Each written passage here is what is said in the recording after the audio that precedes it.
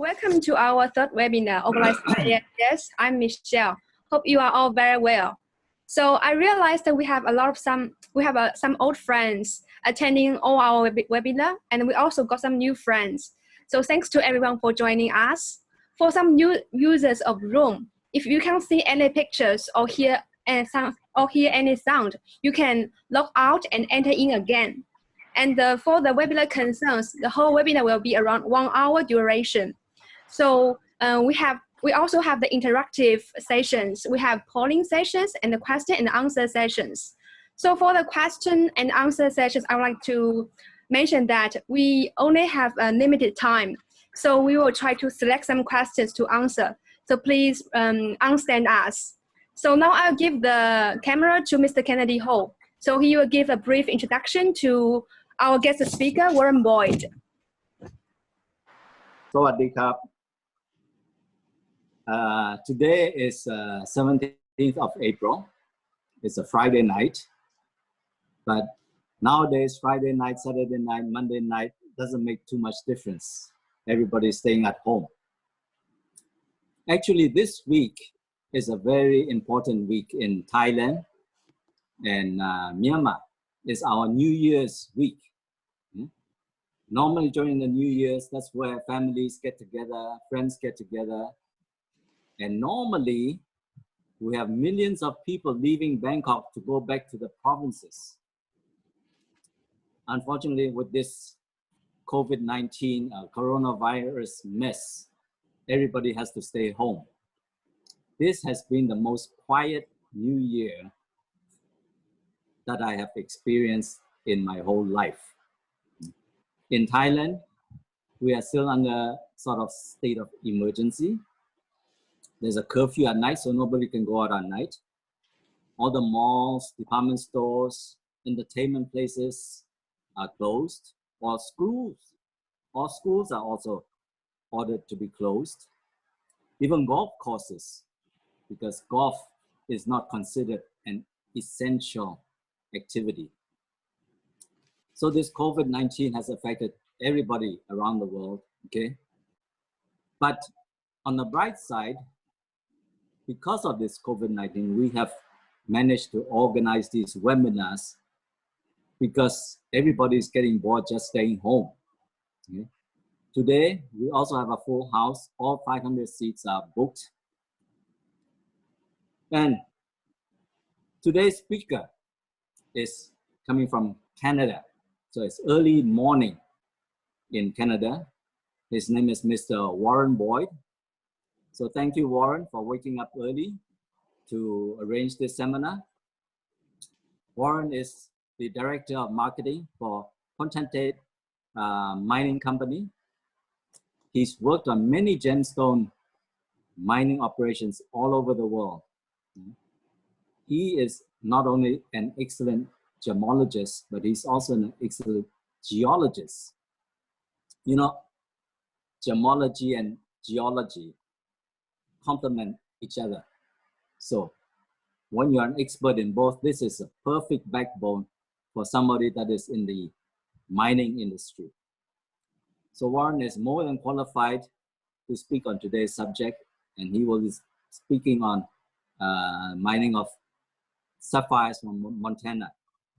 So thank you again, Warren, for waking up early and dressing up so nicely.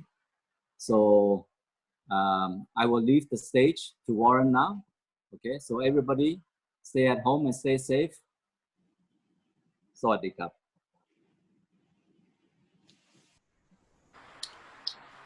Sawadee krap. Thank you for the very kind introduction, Kennedy. It was I'm honored to come and speak to your students, your followers, and people from all over the world. I'm quite impressed how well organized this is. I see we have people coming in from Italy, Kazakhstan, Pakistan, Spain, Thailand, of course, China, Russia, Sri Lanka, Singapore, Switzerland, of course, a few Canadians, Australians, Americans, from Spain, New Zealand. It's quite amazing. So welcome to the presentation. It's a challenge for me because normally I stand up in front of a group of people. I usually wear a tie when I do that. And I get some feedback. I either see people falling asleep or excited to see what I'm talking about. So here it's like talking to my computer. So in some ways, it's like negotiating with the government. When you're talking to the computer, you feel like you're talking to a wall. In any event, I hope that people will enjoy what I have to say today. Again, thank you, Kennedy and Michelle and Lydia and all the crew there at AIGS who've gone to great extent to make sure that I'm hopefully can do a presentation today without too many glitches. In any event, obviously I'm going to be talking about Rock Creek sapphires today, and it's a very beautiful array of sapphires coming from the state of Montana. I don't need to put up a map of the world. I think most people know where the United States is. Montana's up in the northwest portion of the mainland United States. So now I'd like to say that we wouldn't be able to do this presentation today if it wasn't for Dr. Keith Barron. He's the managing member and owner of Potentate, and he's a famous Canadian mining man. Although he's not a gemologist, he's highly qualified in many other aspects and an award-winning exploration geologist who's famous in Canada for discovering one of the largest gold mines in South America, which is just about to go into production. And myself, well, Kennedy gave you a kind introduction. I'm obviously the director of marketing. Keith and I have known each other for, decades. We both had our first exposure to Montana sapphires in the 90s. We're impressed. And luckily, we have managed to acquire the ground, which I'm going to talk to you about. Just a brief background. Potentate Mining is a member of the American Gem Trade Association. We're exhibitors in Tucson at the AGTA show. We've also recently become members of the Responsible Jewelry Council, and we're moving toward full accreditation over the next few years. I myself am a gemologist from England, FGA gemologist through GEMA. I'm also a past president and gemologist from the Canadian Gemological Association. Both Keith and I are members of the International Colored Gemstones Association. I'm the vice president, along with our co-host today, Henry Ho. I'm also an accredited ethical member of the ICA. So that's just a little bit of a background of who we are. The mining operation is near the town of Phillipsburg, which is a revitalized silver mining town. It started its heyday as one of those mining towns in the West that sort of ran into disrepair. And back in the late 80s, early 90s, people took it into their own hands and turned it into a tourist destination. And so it's become quite a popular tourist destination. The population of Phillipsburg, the permanent population of Phillipsburg, is only 800. People come from all over North America for the hunting, the fishing, sapphire panning, bringing your family in to pan gravels on the main street of Phillipsburg. There's music festivals, and there's skiing in the winter. The Sapphire Mountain Range is the mountain range in Montana, aptly named because of the sapphire occurrences. And as you can see, this is a picture of the Sapphire Mountain Range with Rock Creek in the foreground. It's a beautiful country, magnificent. It's fairly high up in the in elevation, so there's snow during the winter months, so we can't really operate in the winter, too much snow. So our operating season is fairly short. We start in April, May, and freeze up forces us to close down in late October, early November. The population of the state of Montana is quite nominal. There's only 1 million people in the entire state.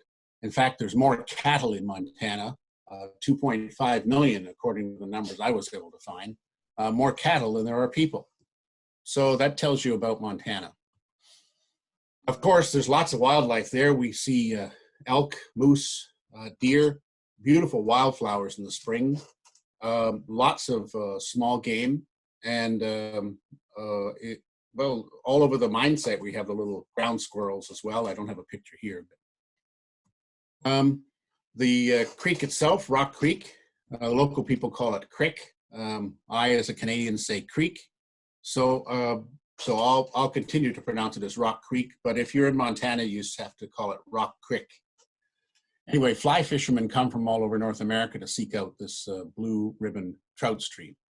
And so it's very important for us and as responsible citizens to maintain the clarity of the water, and we're going to discuss how we do that. First of all, to put things into perspective, Montana's not new as a producer of sapphires. In fact, Montana's been producing sapphires for over 100 years. There's 4 main areas of production, both historically and present.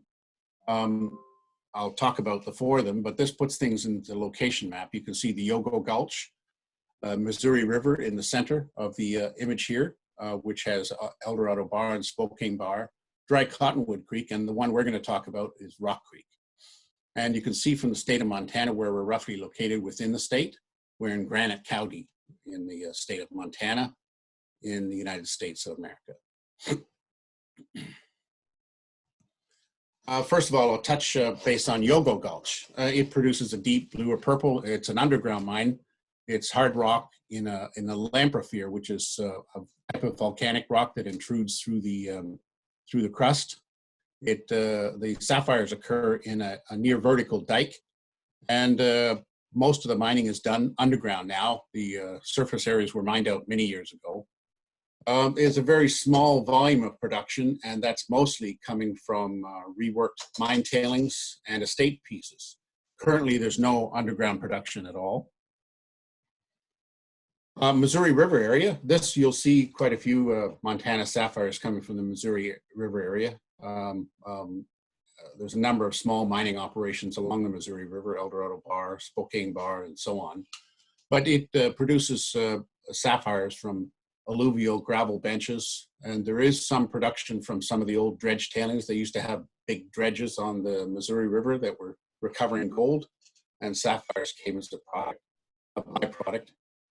Many of these old tailings are being reworked to recover the sapphires. Also, there's untouched gravel benches that were never previously worked. So the miners are working both of those along the Missouri River. Dry Cottonwood Creek is another area that's historically produced sapphires. It produces sapphires from an alluvial gravel. Currently, there's no production and the area has been fully reclaimed. And finally, there's Rock Creek, which produces a wide range of colors. It comes from heavily weathered volcanic rocks and secondary concentrations in small gulches. We have currently private property over 3,000 acres. This is a very rich deposit, and it's a little different than Yogo, because Yogo's bedrock source. Missouri River's alluvial gravels. Dry Cottonwood Creek is alluvial gravels. Here we're dealing with surface weathered bedrocks, which geologists call alluvial, and I'll discuss that a little bit more. And we've had fairly good production starting in 2016. Put things into perspective. Richard Berg, the local Montana government geologist, said in a paper he wrote in 2014 that over 65.8 tons of sapphire rough has been mined from the early part of the last century up until 2014 at Rock Creek. Compare that to Yogo Gulch deposit, where a total of 3.5 tons of sapphire were mined up to and including 2014 since its discovery. So roughly 3,200 kilos versus 59.7 kilos for Rock Creek. Missouri River is currently producing on a small scale, and it continues to produce. But according to Berg, the cumulative production up until 2014 was about 3 tons, or roughly 2,700 kilos. And therefore, to put things into perspective, Rock Creek represents about 91% of the historical recorded production in Montana up until 2014. When was it discovered? The Rock Creek sapphire deposit was actually discovered in 1892 when we managed to dig up through the archives this old newspaper article from the newspaper back in 1892. A prospector by the name of M.H. Bryan, who was living in Phillipsburg at the time, was prospecting for gold along the west fork of the Rock Creek. And he saved a bunch of these little shiny pebbles in the bottom of his gold pan to give to his grandchildren, jokingly telling them they were sapphires. Well, it turned out that when he took them to Jeweler Whalen identified them as sapphires. And so it began. The newspaper article states that the sapphires were found in abundance. And fast forward a few years later, these pieces, these Rock Creek sapphire pieces, were in pieces made by Tiffany's and on display at the Paris Exposition in 1902. There was a few companies that worked in there, but one in particular was the American Gem Mining Syndicate that operated in the Rock Creek area in the valley near where our property is, currently in our property.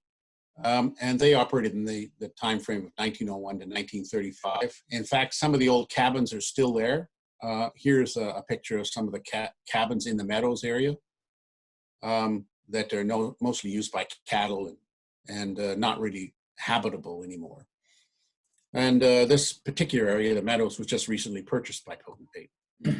The old way of mining was rather horrendous. They used called hydraulic mining. It's high pressure water, like a fire hose, washing down the mud and the gravel in the gullies and running it through wooden sluice boxes and collecting some of the sapphires.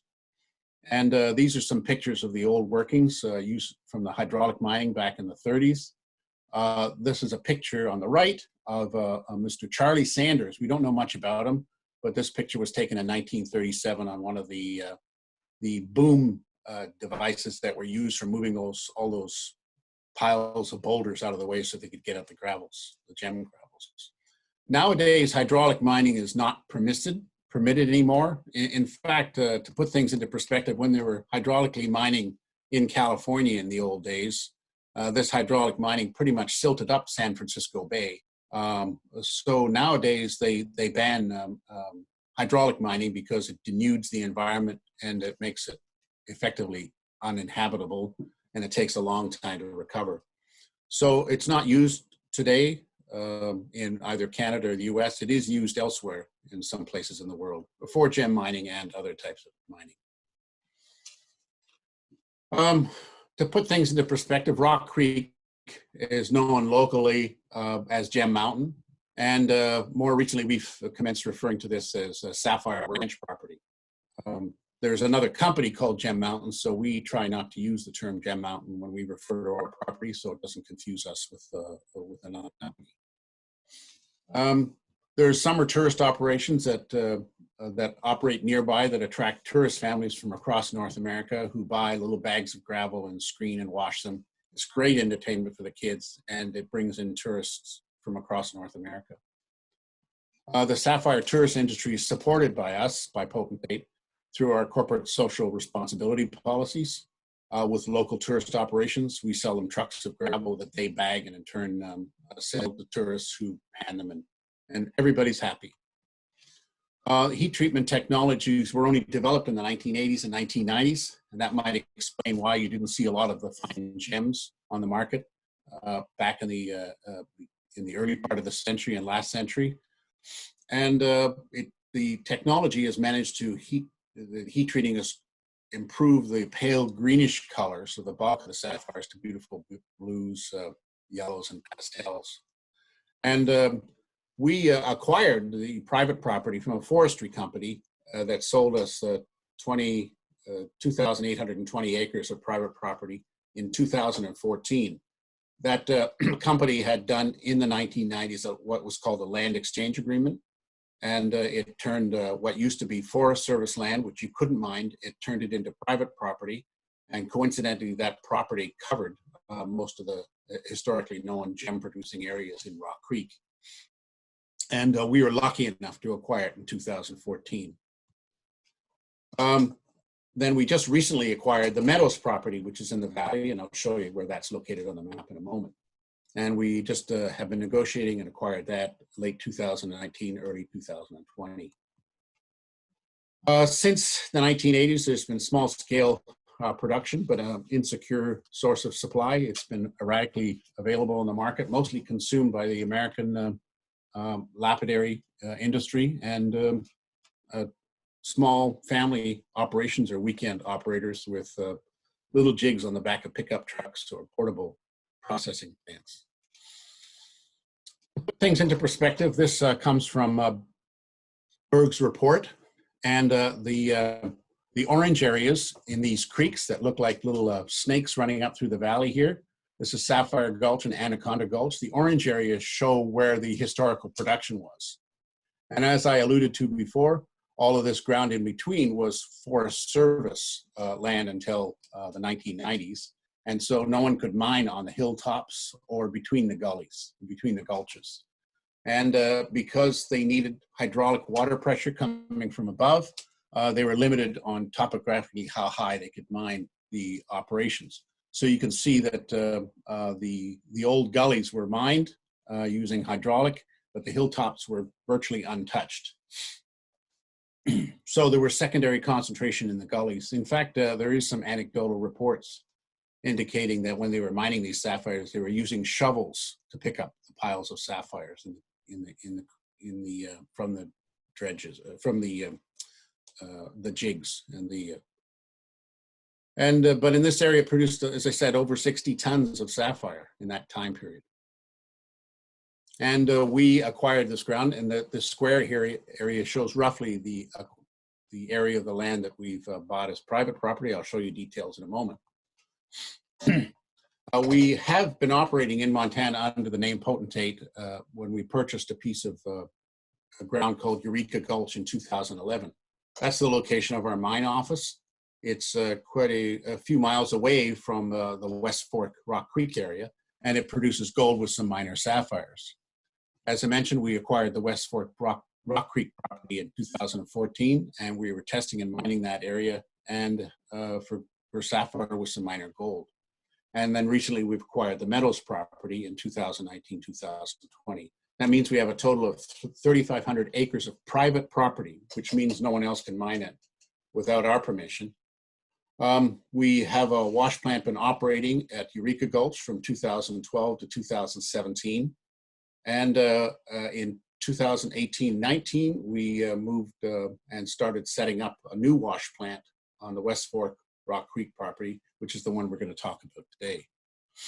Again, to put things into perspective, the Meadows is this area down, the yellow area at the bottom of the map, which is the flat ground where Rock Creek flows along. That's one we just recently acquired. The old miners only mined the creeks and never touched the Meadows area because they had no pumps, so they couldn't get ahead of the water in the groundwater. So all the sapphires that flowed off that hill over millions and millions of years are still there. And the only attempt at mining it was a small operation at the west end of the Meadows back in the 1980s, which is shown by this a little red octagon. The area where our operating plant is now is the octagon near the top of the map. And we have a neighbor who's operating a tourist operation where he mines in the Anaconda Gulch to the west of us. And here's our property map. Again, you can see the orange creeks where the old mining was done. That's showing here in the background. The yellow ground is our private property that we purchased. The green ground is the recent purchase that we made, which is 662 acres. Our original purchase was 2820 acres. The purple area is a neighbor called C3 Corporation that mines this area and has been mining it for about 20 years, feeding a tourist operation in Phillipsburg and in the valley near us. Oh, I should point things, because some of you may not know what acre is versus hectares. Each one of these squares on the map is about 1 mile by 1 mile, which represents 640 hectares. That translates into 640 acres, which translates into 259 hectares. So you can see we're fairly significant. I think it's about 1,400 hectares. I can't actually see it on the top of my. We've done some geophysical surveys recently, and this is the results of some of our geophysical surveys. What are we looking for? We're looking for the bedrock source. I should point out that none of the sapphires we're recovering to date are coming from bedrock sources. All of it is the heavily weathered result of millions of years of weathering. If you can imagine an entire mountain was there and it's deflated with weathering over the millennia, over the millions of years, more than millennia. And what we're mining is the resistant sapphire crystals that are left over. Obviously, we're near the source because the sapphires are in the dirt on the top of the hill, as well as the secondary concentration in the gullies.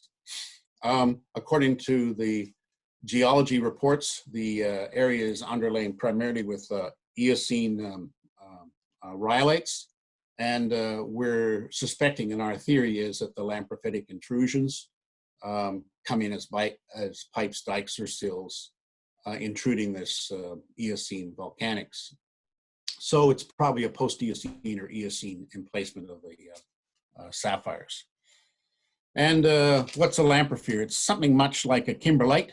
It's a submantle intrusive. That means it's come up from deep within the crust, from the stability zone of where the sapphires can grow. And what we're looking for in this geophysical survey is possible source rocks, and you can see a bunch of small anomalies. The big ones are not to worry about; those are basaltic dikes. But we're probably going to test these little anomalies, see if they're possible pipes for the source of these sapphires. Frankly, we don't need the source because there's so many on the surface, but it's important more from an academic point of view that we find the source. Here's a drone capture overlooking one of the small areas near Block D in the West Fork of Rock Creek. Notice that we're actually mining on the top of the mountain. And we apply for, as we mentioned, we got 3,500 acres of private property, but we apply for what's called a small miners exclusion permit. And according to the rules and regulation, it only permits us to disturb no more than 5 acres at a time, and we have to rehabilitate afterwards. Our mining operation is done quite simply. We scrape the topsoil, the dirts, until we come down to the wetted bedrocks, and we process this alluvium. And then before we do that, and you can see it on the left side of the image, we pile up the topsoil and the organics and the topsoil. And then when we rehabilitate the area, backfill it, we put the topsoil back on and then seed it. So we never have more than 5 acres of ground disturbed at any given time in our mining operation. The gravels, obviously, there are all sorts of random sizes of goods in there, including sticks and roots and that. So we put them in a what's called a dry screening plant. And this is one of our dry screening plants where we put the rough ore in and process it into undersized, oversized, and gem ore. So undersized is anything under 1/8 of an inch, oversized is anything greater than 1 inch, and the gem ore is everything in between. The oversized we stockpile, and the undersized we stockpile because we'll process the undersized later because it contains a fine gold component. And so there's probably $5 a yard worth of gold, and huge numbers of very tiny sapphires, which are probably a little too small to cut. I'll show you some pictures of those later. Then that gem ore, I should just point out, the gem ore is a material that we process through the plant. So the gem ore is dropped into the hopper, and again, any oversized or organics that slip by the screening plant are diverted, and then they run through the processing circuit here. Hopefully this will work. What we're looking at is 4 parallel jig beds, which sort the sapphires by density. This is just like a gold pan, but a much, much bigger version that works with much higher volumes of material. The bottom of these jigs are pulsating up and down, and that causes the higher density sapphires to settle to the bottom of the jigs, and the lighter material and the clays and the mud and the lighter weight stones to be washed away into the clarifier. But before we run it through, now I'll talk more about that clarifier in the background. That's a water clarifier. It's about twice the size of a school bus, about 30 foot high, and all our water goes into it and comes out looking like drinking water. And This is our mine manager, Potentate's geologist and mine manager, John Ray, and he has over 35 years experience and expertise, and he's been overseeing the installation and operation of this. We couldn't have done this project without his expertise and his wife working in the mine office, Andrea. And another short little video clip that shows the hopper on the left, where we drop the gravels in, the 4 parallel jigs here in the center of the image. The blue thing there is called a centrifugal concentrator, and it takes the fine gold component.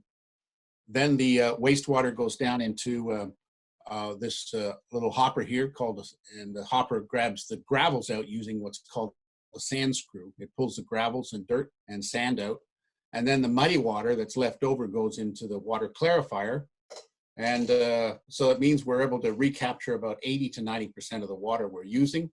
And then the clean water goes into the settling pond, which is pumped back into the circuit again. Here's a close-up of the 4 parallel jigs. They're just about to start a clean out here on the mining operation. Again, most of the sapphires we recover are between 1/8 inch and 1 inch. 1/8 inch is roughly 3.5 millimeters. 1 inch is roughly 25 millimeters. So there's a huge size range there from a sapphire point of view. The fine gold, anything under 1/8 inch, we process for the fine gold. Here's the water clarifier, a close-up of it to show you that there's 5 people standing on the ladder there. You can see, get an impression of the size of this. And this is probably we're the only sapphire miners in the world that I'm aware of that are actually using water clarifying technology to recycle water. And this new plant has helped us reduce our fuel costs for transportation. It's lowered our labor costs per yard, thus, and also it's very close to where the actual sapphire resource is that we're mining. We can do between 40 and 60 yards per hour. And the more we process, the more sapphires we recover and the more fine gold we recover, of course. The gold recovery circuit is something that the old time miners never did. They didn't know how to capture this fine gold. But with centrifugal concentrators, we're able to capture that fine gold. The location of the plant on the top of the mountain, deep in snow in the winter, reduces some of our security issues, so we don't have to worry about too many people stealing from us in the middle of the winter. Here's some faces you might recognize. On the left is Julius Zheng. On the right, Mr. Henry Ho, and the Senator Ho Yulo. And here they're just about to start looking at the sapphires we recover, which I'll show you in a minute. But while this slide is here, I'll point out that right behind Ho Yu's head there's a little gully there called Lucky Gulch. And the largest stones recovered so far for us were at that highest point on our property, including the Ponderosa sapphire and the Liberty sapphire. So we must be getting pretty close to the source. And here's an example of probably 2 days or days processing, I'm not exactly sure. But the panels on the left, the lightweight waste rock has been pushed aside, and you can see the concentrate of sapphires and heavy minerals in the 12-inch wide panel on the left side of the image. And on the right side of the image is a scoop, which contains roughly about 30% sapphire and a bunch of little steel balls. And I think this particular run, according to the production records, this particular run generated about 2.5 kilos of sapphire or 12,500 carats of sapphire. That sounds impressive, but remember that by the time we end up screening out the small stuff, anything under 3.5 millimeter, it reduces the recovery weight or the marketable product substantially. So even though that's 2.5 kilos of production, not all of it would be marketable material because it's too small. Here's a close-up. There's a US penny for scale with Lincoln's face on it. The penny is rough, just a shade under 20 millimeters in size, and you can see the steel balls, the hematites and magnetites, and some other heavy minerals The white one there is probably not a sapphire, maybe a barite. And so what this jig does, it collects all the heavies, including the sapphires. The steel balls are used to assist in the density circuit because those steel balls rest against the screen, so the screens don't get choked with the sapphires. And then we then in turn clean out and pick out the stones. So before we get to that stage, we have to use very highly sophisticated technology. It's a vacuum cleaner. And at the end of our processing, we sit there and use a vacuum cleaner to suck up all the sapphires and heavy minerals. Any large stones that we're afraid might get stuck in the vacuum, we pick those up by hand. So there's a few minutes picking on the right side. And the gold recovery circuit that I alluded to, here's a sample of all the really fine sapphires and fine gold that came from the centrifugal concentrator. In other words, material that went under 1/8 inch. We continue to recover this fine gold because it covers our operating costs. This project would not make it on the gold alone. The project is viable only based on the sapphires, and the gold is just what geologists call sweeteners. When we get back to the mine office, we use this device called a SWACO, which screens the material into 3 different size fractions. But before we screen it, we use the neodymium magnet you can see on the right there to recover all the magnetics, and that reduces the weight of the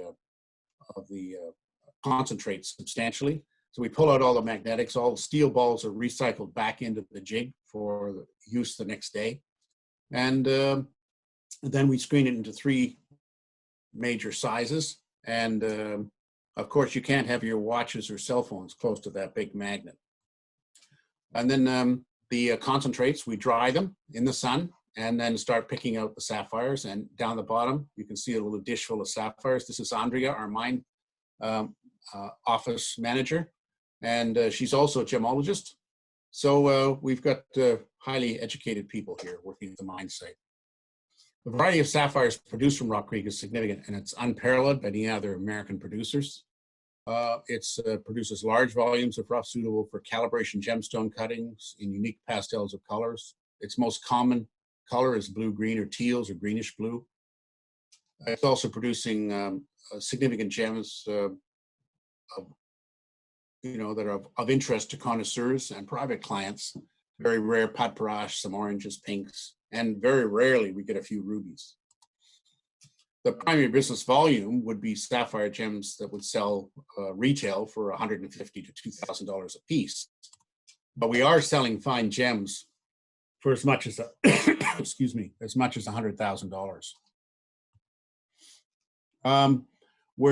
What are our objectives? Well, Potentate's planning to have Rock Creek sapphires in designer and production jewelry throughout North America, Europe, and Asia through its clients.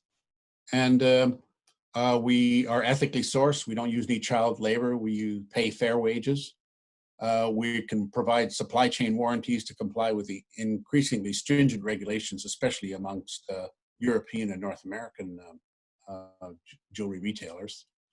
We're environmentally responsible. We don't use any chemicals, no mercury for gold recovery, just density and centrifugal concentrators. We rehabilitate all the disturbed ground on completion of the work, and this is inspected regularly. The inspectors come from DEQ, which is the Department of Environmental Quality for the state of Montana.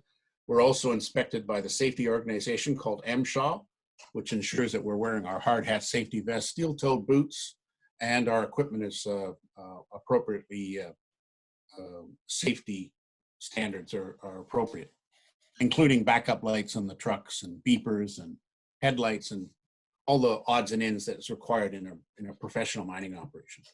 Over and above that, we recycle our water, which is not required in Montana. We're offering an all-American gemstone, and we're probably North America's largest colored gemstone miner. More importantly, we don't need to have our material flux glass infilled, and there's no beryllium or titanium diffused goods on the market to date that I'm aware of. I want to go a little synopsis of what we do, because it is confusing to date. We produce this rich, this is the gravels that we mine, and then we get about 50 carats per cubic yard in that gravel we mine, all size rocks and dirt and mud. And then we process it through the jig and we get this heavy mineral concentrate. And if you look carefully, you can see there's some sapphires picked out the bottom here. And so we pick the sapphires out on light tables. Those picked sapphires, they're not really ready for marketing yet because they're quite dirty. So then we send them off for hydrofluoric and hydrochloric acidizing or acid cleaning. And after acid cleaning, we get a nice marketable looking product here. But before we send it off for heat treatment, we pull out all the fancies, which represent probably, depending on the size category, anywhere from 8 to 10% of our stones don't need any heat treatment. The balance of the material has a greenish cast and silk cast in it, included in it. So we heat treat that, and then we get the blue, green, yellows, and fancy colors are suitable for sale. What does mining cost in America? Well, I can go through all the little things here, and I won't consume too much time going through it. But long and short is we have a lot of heavy equipment costs, and lawyers, administration, permitting, accounting, and but to be sustainable, obviously Potentate has to recover those capital costs in the short term and offer sapphires that allow profitability to our clients. We provide our supply chain warranties, we provide ethical sourcing, we operate with environmental responsibility, and we're generating CSR, corporate social responsibility opportunities in Montana. We pay a fair wage and we make a profit. How do we accomplish that? Excuse me. We have to scale up our production. We've got controlled marketing and distribution. We expand our markets, and we do some branding and promotion. Long and short, this all costs a lot. So that's why you'll probably see American sapphires in the market, but they're not necessarily the cheapest on the market. I wanted to give you a COVID-19 update. Excuse me, that's not my COVID cough. We got no reported cases in Granite County, Montana, and our intention is to commence mining as usual on May 1st. We'll have a slightly reduced staff this season. Unfortunately, the Phillipsburg brewery is on more limited hours, so that's our highlight of the day after a sweaty day of work at the mine site. But I wanted to go through what we do, because you have to see what gems we're getting out of here. This is a pile of sapphires recovered from the operation before cleaning. Then we send them off to Butte, Montana, where there's laboratories down there with appropriate fume heads and safety equipment, and they do the acidizing of our rough for us. And then this nice clean rough comes back, it's ready for marketing or heat treatment. We pick out the fancy stones. I'm going to refer to this 34 karat one on the top right later. That turned out to be our Montana Queen. We pick out the fancies. This is the type of technology used for heat treatment. They're sophisticated electronically operated ovens that work up to 1750 degrees, and they use oxidizing and reducing atmospheres. This particular setup is the one at Columbia Gem House, who's also heat treating some Rock Creek sapphires. Here's an example of what the Rock Creek sapphires look before heating on the left and after heating on the right. So you can see that historically, those before the 1980s, the material on the left was effectively not sold as jewelry items because they didn't know how to get rid of the silk. We, with this new technology, are able to clear up the material and turn it into facet grade material because it clears up the silk. And in the process of clearing up the silk, it shifts the colors. This is put up here specifically to show the color ranges coming from Rock Creek. What is teal? Well, teal comes from a duck with a blue-green wing feathers, as you can see there. It's called a teal. And so teal is a popular term used nowadays, and it seems to be very much in demand. I recall when I first started showing these stones in the market, one of my overseas trading friends said, "Oh, these colors will never sell." And fast forward 3-4 years later, he's saying, "I'm getting everybody asking for teals." So we're a very popular source of supply for teal sapphires. This is an example of Yoda, 11.5 carat piece of silky rough that after heat treating, it cleared up and turned into a beautiful 3.39 carat faceted blue. This was recovered, a 27 carat, recovered in an exploration pit. You can see the silk down the C-axis in the top left image. And that was heated to remove the silk, and we ended up generating a beautiful 9.85 carat with the table facet on the A-axis. This was a pleasant surprise. This is a composite image of before and after. The image on the top right is the in transmitted light from the rough after heating, and on the top left is heat treated in reflected light. And we cut this stone in order and remove the blue rim and cut a very nice 7.9 carat orange, whiskey orange sapphire from this. Here's an example of the range of colors from blues, blue greens, and pinks. And some specific stones, a carat 48, no heat. You can see in minor silk, the picture's been taken to show the silk. A carat 25, no heat, a bit sleepy. This is a nice no heat stone, 203, sort of robin's egg blue, and that's a robin's egg shell for comparison. Aquamarine blues, carat 65, no heat, carat 21, no heat on the right, with a blue green. Carat 59, no heat, a bracelet on the right with a 5.6 carats total weight of heat treated stones. No heat, greenish yellow, no heat, heat treated carat 31. Pinks and papierache, an 89 point no heat, a 1 carat no heat, and so on. Oops, and a nice carat 21 no heat. 94 point no heat, carat 14 no heat, carat 32 no heat, carat 22 no heat, 95 no heat, carat 59 no heat. These are party colored stones. The locals call them pinto after horses that have patchy colors on them, called pinto horses. And when they see these patterns of different colors, and they're quite popular with the consumers. The jewelers are resistant to it, but the consumers love them. So we're seeing a consumer-driven request for party-colored sapphires these days. This is an example of 283 heat-treated and a carat 61 heat-treated. A carat 52 heat-treated, orange, sort of pink and reds. Blue and yellows, 211, no heat. Very rarely we're getting rubies. The of all the millions and millions of carats we produce, we've only managed to recover and cut about 11 stones. So commercially speaking, it's not a significant producer. The largest stone in this image is only 42 points. And I believe that many of these were tossed aside over the years because people were assuming they were garnets. But we figured out how to pick out the garnets in the field from the rubies. The rubies have a soft fluorescence, a weak fluorescence, and the garnets have a weak magnetism. So between those two characteristics, we're able to pick the garnets and the quote unquote rubies. Not all those rubies are cuttable though. This is the largest 5.56 no heat, a 275 no heat, emerald cut, party color. They're phenomenal stones as color change sapphires. We do get some stars, very few, less than a dozen we've cut. And I want to talk a bit about the inclusions. You can see the silky inclusion in here. This is an example of what would happen after heating. The silk dissolves, the titanium dissolves in the crystallographic matrix and turns the sapphires blue. You can see a sample of brown silk on the right, and after heating that would turn a deep blue. Rutile needles, clouds, and platelets in this pink sapphire. Fingerprints, crystals, and rutile. Iridescent platelets in a no-heated stone.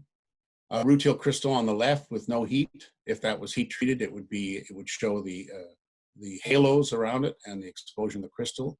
Interesting, we're going to get some more academic work done on this. We are getting some natural occurring glassy inclusions in some of the stones. We're seeing, this is a particular example of a glassy infilling with a bubble in it. Don't know why, but it's occurring and it's naturally occurring.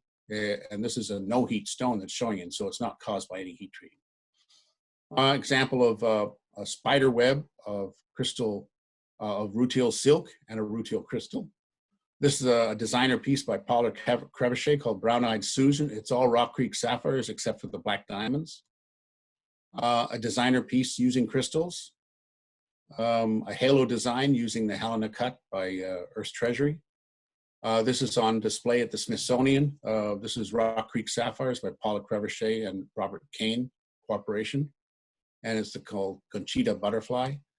Our largest sapphire we produced to date was a 64.18 carat called the Ponderosa sapphire. That's now in the collection of the Smithsonian. The Montana Queen is a 12.62 carat polished. It's the largest blue polished sapphire from Montana that we're aware of. This was recovered last season. We're calling it the Liberty Sapphire. You can see the natural crystal faces, no wear and tear from water wear, like you'd see in the Missouri River stones.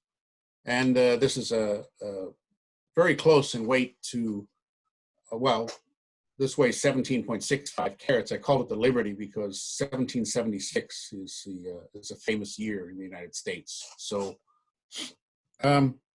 we've been selling since 2016 all over the world. I won't go through all the countries. We sell no heat rough lots all over the world in size distribution assortments. We also sell heat treated rough in size distribution assortments. We've had booths at Tucson and Vegas selling select lots to lapidaries and jewelry designers. And we cut the largest and rarest of our rough sapphire, representing about 0.5% of our production. We're anxious to expand marketing operations in our branded American sapphires to the Asian consumer markets.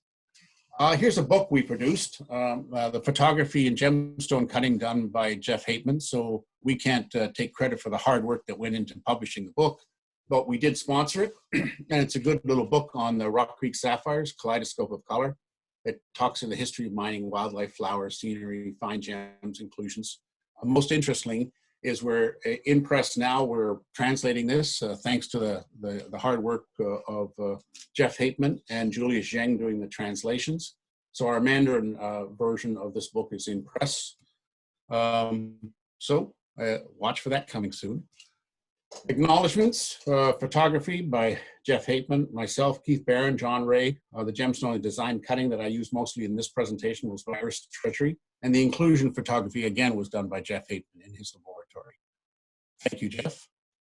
Also acknowledgements to Mr. Kennedy Ho, who's introduced me today and our host.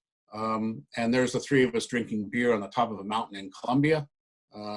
Dr. Keith Barron, myself, and Kennedy. And on the right, again, acknowledgements to Henry, who's an avid lover of Rock Creek sapphires. Julius in the middle, who's obviously translating the book. And Ho Yu Lo, who also visited the property at that time. Thank you very much. Now, questions. Sapphires are mined in the state of Montana in the USA. True, correct. I'm glad you were listening.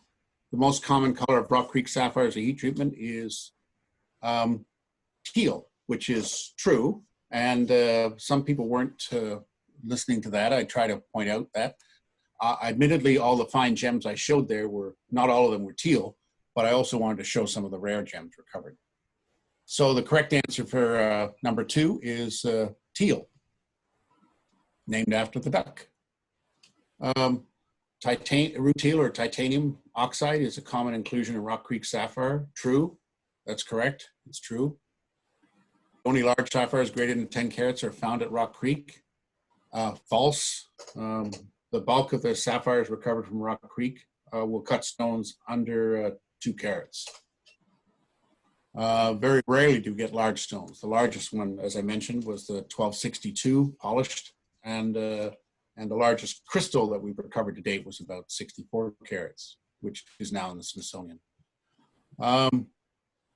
Rock Creek sapphires are sold around the world. True, true, that's true. And thank you. I think that's pretty good. I think I got all the questions there, didn't I? Yeah, that's all the questions. I will stop sharing so we can go into the question and answer session.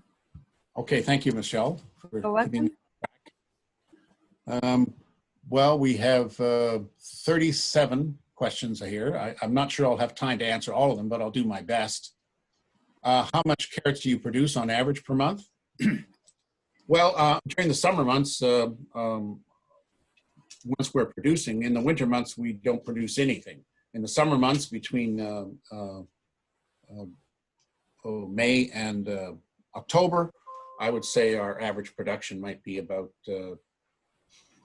well, it depends. Some years better than other. Last year was a little quiet because we spent most of the season commissioning our plant. But the total production last season was about 100 kilos. And we can produce more. Of course, the more we produce, the more larger stones we get. And that 100 kilos takes into account a lot of the sapphires that are not necessarily marketable. So about 20% might be stones that are too small. So that addresses that question. The best run that we might get in any given day in the jigs might be best would be about 3 kilos. Some days we only get half a kilo. Other days we'll get 3 to 4 kilos. So, but on average, we might get 1.5 to 2 kilos every time we do a clean out. I recently acquired a Montana sapphire that's highly fluorescent under long wave UV, making it more likely to be a ruby. Yes, I did. And this is, have you found rubies at all? Yes, we found rubies, I did mention it in that, but they're very rare and quite small. I also have noticed that some of our blue sapphires have a weak chromium fluorescence. So some of the blue sapphires do have some chromium in them, but not all of them. And I have noticed, though, that the ones showing color change also have a weak fluorescence. So sorry, Warren, maybe I can interrupt you for a moment because I realize there are many questions. I'd like to inform all the attendees, our next webinar will be on next Friday. So it will be 24th April. It will be the same time, 7 p.m. And our next speaker will be Thomas Henshaw. He will give a talk on the brown diamonds. So if you are interested, please maybe give attention to our website, AIGS website, and Facebook, and Instagram, also our WeChat. So you will see the information there. Thank you, Warren. You can continue. By all means, thank you, Michelle. One of the questions was, how many team members do you have? The most we have on our operation is 15. Many of our team members are heavy equipment operators who are operating the front-end loaders, the excavators, and also operating the equipment around the processing plant. The max we have might be 15. Our operating season is short. We have full staff between May to October, and we only have a couple of staff on full salary for the winter months. Hope that answers that question.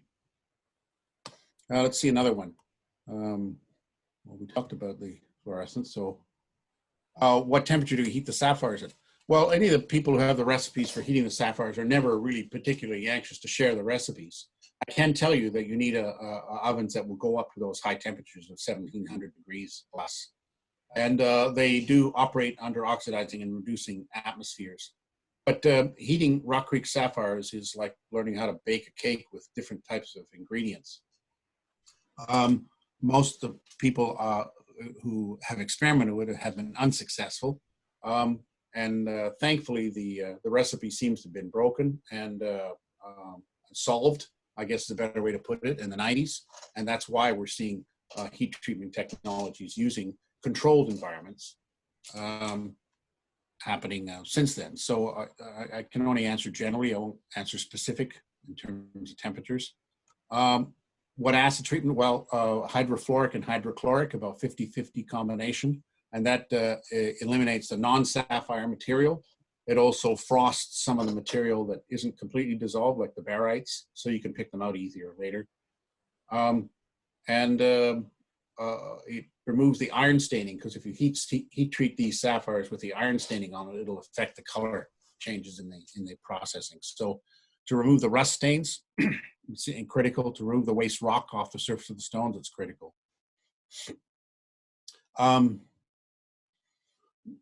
Somebody's asking, do we have a retail outlet? No, we don't. Because we're producers, we're looking through a network of clients, and those clients currently are around the globe. We welcome any new approaches. The small size stones, well, let's see. I lost that question. It's funny, if you don't address this thing, it pops back up to the top. Somebody's asking, are they better than Madagascar sapphires? Yeah, in North America, they're better than Madagascar sapphires because they're American sapphires, and the Americans seem to like American sapphires. I can't say there's pros and cons for both sources. Madagascar sapphires provide a broad pastel colors, probably a lot more pinks. But I would say the primary thing that makes Rock Creek sapphires so unusual is the fact that they're American sourced and they're a sustainable production that's coming out of America. There's pros and cons for both. Where do the small size stones go? Well, we've been selling some of the undersized material in concentrates for export. There is technology out there that we could recover 80 to 100% recovery on the small goods using optical sorting technology. I was involved in setting those up in Russia in the past. My brother was involved in setting up the optical sorting in Greenland. And I've also visited optical sorting operations for colored gems in Brazil. And I was familiar with the ones done in East Africa as well. So optical sorting technology does work, and we've done some testing on it. Works for us. Our problem is in Montana. Optical sorting is it's a bit of a challenge because we have an unreliable electrical source. Currently, most of our electricity at the mine site comes from generators or solar panels. So it's a challenge for us to set up optical sorting technology, and but it's been considered, but we haven't pursued it yet. Well, normal inclusions in the sapphires, the most common one is rutile. What's the price difference between heated and unheated Rock Creek sapphire? Well, I tend to sell a heat-treated Rock Creek sapphire for slightly more in the rough than I do the no-heat parcels of run-of-mine selections.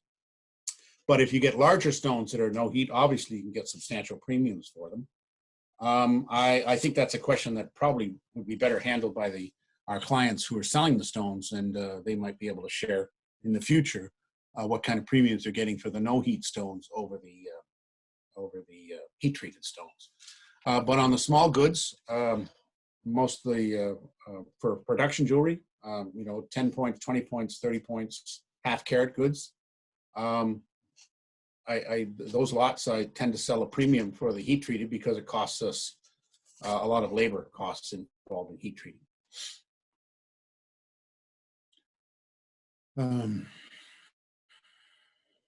And somebody's asked, what's the clarity of the sapphires from our mining operation? Well, what's one of the wonderful things about it is, by and large, at the run of mine production, as it comes out of the mine, about 15 to 20% of it is clear enough that you can cut it without, well, max 15 to 20% you can clear without heat treating. Some of those stones that were cut would have some silkiness to them, as I showed some images earlier. But the balance of it could be heat treated. So after heat treating, if you take into account both heated and non-heated, after heat treatment, I would say about 80% of our production clears up to material suitable for facet quality. I know the clarity on the rough is better on the smalls than it is on the large, which is not an exception. Most gemstone mining operations around the world, clarity on large stones is rarer than clarity on smaller stones. So by and large, the smaller rough size fractions are higher in clarity than the larger rough size fractions. But that's not unusual for any gem deposit. Somebody's asking if we provide certificates of origin. Currently, Potentate sells and provides invoices stating their origin. Because we sell parcels, sometimes thousands of stones at a time in the rough, our certificates of origin per se are not something that we do, but our clients are doing. And I'm familiar with 3 of my clients who shared with me that they are doing certificates of origin on the goods that they're getting from us that they're selling to their clients. So I hope that answers that question. But as a miner or producer, all we can do is offer invoices that state our supply chain warranties, like this is a parcel of rough, it's X number of grams and it's heated or it's not heated. And and I state on those invoices that it comes from the Rock Creek sapphire mining operation in Montana. And somebody's asked, what about future production? In other words, prospective sapphire production in 30 years from now? Well, I know this resource will outlive us because we've done test pitting across the entire hillside there. We have, as I see, about 3,000 acres. We haven't even tested the valley there because for the same reasons others haven't tested. First of all, we don't want to get the creek muddy. Secondly, there's a lot of water down there. So what do we do with all the water? But on the areas we've tested on the top of the hill, we've done over 200 test pits across the top of the mountain. And surprisingly, there was not a single test pit that had no sapphires. And every test pit had a sapphire. But we're focusing on the test pitted areas that have higher concentrations of sapphire. And that's how we do our mining. We've only tested an area of less than 10% of our property. So I'm not concerned about the resource running out, certainly not in my lifetime. And it's a beautiful resource. Look, these sapphires have been there 120 years. They've been known about them. And nature has been kind in this area.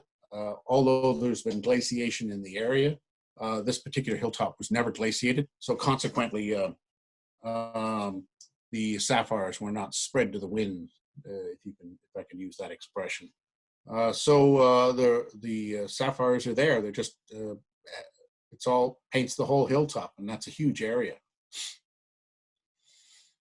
I can't really comment on the average prices of polished stones. I think that would be something our clients could discuss with you, but I know that they get a good premium, and at least in the North American market, for those who are selling them in both production jewelry and designer pieces.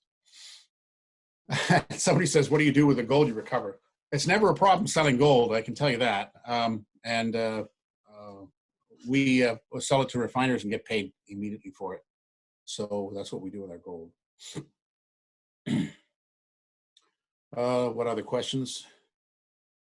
How do you differentiate between the sapphires from Africa? Well, the inclusions are different. The color tones are different. The laboratories using different instruments can quite easily detect whether it's a Rock Creek or a Montana sapphire versus a sapphire from some other source. So the technology is out there. We make a point of providing pedigreed controlled samples to our the laboratories all over the world. I've donated them to the laboratories in Thailand, throughout the United States, in Europe, so many of them have control samples from our mining operation directly from the horse's mouth, so to speak. In other words, I'm the one who got them out of the ground. We're the ones who got them out of the ground, and we're the ones who donated them to the lab. We welcome anybody to visit our property and collect their own samples if they want to control samples for their labs. Where can you purchase the book shown? Well, there'll be some links sent that Michelle has a system, a series of links, and we'll send those along to everybody afterwards. Earth's Treasury sells those books. I think there's still some left from the first publication, and the Chinese version is not on the market yet, so give us a couple of months before that's on the market. What's the largest padparash we've produced? No more than a couple of carats. They're quite rare from the project. I myself consider padparash as the color of the setting sun, orange, pinky orange color. So the definition of padparash can be quite broad, but the ones that we do recover from there are locally referred to as Rocky Mountain padparash. And let's see. Can you repeat the 5 steps of production synopsis, please? Well, I won't repeat it here, but you'll find a copy of our presentation will be on YouTube. Michelle can add to that later, but we'll be on YouTube within a week. And that synopsis will be in the recorded version. But that is a good synopsis because it shows you how much work goes into getting the sapphires before you ever see them finished, polished. Somebody's asked, is the sapphire hardness stronger than others? No, sapphires have the same hardness no matter which mine or what part of the earth they come from. There's no fracturing in them, so they're relatively durable stones. As I mentioned, no glass infilling is required. Stones that have some flux filling in them might be weaker than ones that don't. But from a hardness point of view, corundum has a hardness of 9. And whether it's corundum from Antarctica or corundum from Canada or corundum from the United States, it's hardness of 9. Somebody's asked about selling responsibly mined eco gold. We've had some discussions, and we don't have a problem selling eco gold, but we're not a big producer of gold. We're certainly not, our business is not driven by our gold production. We consider it as a sweetener. It's not pure gold we produce, it's doré. It's about roughly 18 karat, and it's gold and silver combination. So the current ones we've had discussions with wants all sorts of terms, ifs, ands, and buts on it. And we haven't pursued that yet because usually the refiners will give us cash immediately. And so it's not something we have any problem selling. If somebody comes to us with a proposal, we might consider it. What other questions?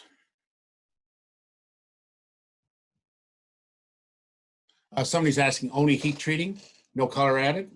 Correct, no color added, no foreign elements are added. I had alluded to that in the speech. We don't do any beryllium diffusion. We don't do any titanium diffusion. I can't control what our clients do, but I can control who our clients are. And so we're anxious to protect our brand and Montana Sapphires in general, so we did not want to see a lot of diffused material coming on the market early in the days of our marketing, because it could adversely affect our brand. Somebody's asked, are the party color sapphires better than the ones from Australia? I would say no. I wouldn't say they're better. I would say they're different. And we have a fairly regular, one of my clients who shared with me has told me that he's been selling a lot of his polished sapphires to jewelers in Australia. So why would they be coming to North America for sources of polished sapphires if they didn't offer something different than what Australia offers? So I would say they're different. The color tones are different. Even the party colors have a different look than Australian party colors.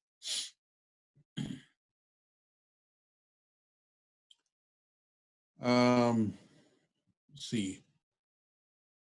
It says, how well are Rock Creek sapphires appreciated in Asia, given that they are that they like highly saturated ones? Well, I guess selling in Asia is a question of education. The sapphires from Rock Creek are quite different than sapphires from Sri Lanka, quite different than Nigerian sapphires. They have their own characteristics. I'd say we'd sell them as American colors, unusual American colors. And we can only sell what God puts in the ground for us. And they have unique tones. They're very much appreciated by the North American market and the European market so far. So I suspect that as education comes about and options are made available to people, then there'd be a higher appreciation in Asia. That's probably one of the reasons we're producing that book, is part of education. Thank you so much, Warren. So I do believe you have some information sharing with the attendees, right? So I will try to send these links to the attendees by email. So tomorrow they will get the links of the articles and related videos about Rock Creek sapphires. Excellent, thank you very much. They can find stuff on our website. So if you scan that Q code, you can go to our website. There is some materials there. Yeah, so I will send these links to them tomorrow by email. Yes. Yes, and also, yeah. And also we will share your Facebook and Instagram maybe to the attendees. So if they have some other questions, they can contact you. Of course, if you could share the Facebook Potentate rather than my personal, and the Instagram Potentate one. which is at Potentate Mining. Yes. So I think we will send the emails to them. So tomorrow they can see the related information. So I think it's time already, right? So it's already 20 minutes over. So thank you so much, Warren, for your sharing. And it's very useful information. And thank you too. Thank you, Michelle. Yeah, thank you, Warren. Really nice Thai. I really like it. Oh, thank you. Thank you. If you can read the Chinese on it, you're doing better than all my family members. Nobody can read the Chinese on it. Yeah, okay. Thank you. Anyway, thank you so much for your time. Yeah, for waking up so early. Okay, and will you be able to provide copies of all the Q&As that came in the session? Because I only handled, there was many more questions than I was able to answer. But it'll help me understand what people want to learn in the future as well. Yeah, I will send these questions to your email also. So you will take a look and some questions you can answer later. Yeah. Okay. And thank you all for attending. I know many people have bailed out by now, but I still see we have 183 signed in. That's wonderful. I wish I could speak for hours and answer questions. And it has been a challenge talking to a screen, but thank you for your patience and understanding of my ability to learn to do this properly. You look very good in front of the screen, Warren. Don't worry about it. Oh yeah, well I have pajama bottoms on, but a tie up top, so. Looks very good. Thank you so much, Warren. Yeah. Thank you. So thanks to everyone. So we will see you next time. So please pay attention to our next webinar in the next 2 days. We will post it in our Facebook, Instagram, and the WeChat, and also website. So you can pay attention to that. And also the recorded videos will also be posted in the Facebook and the AIGS YouTube and also website. So you can pay attention to that. So I think that's all for today. Thank you so much for attending. So we see you next time. Bye-bye. Bye-bye, Warren. Bye-bye, everyone. Bye-bye, all.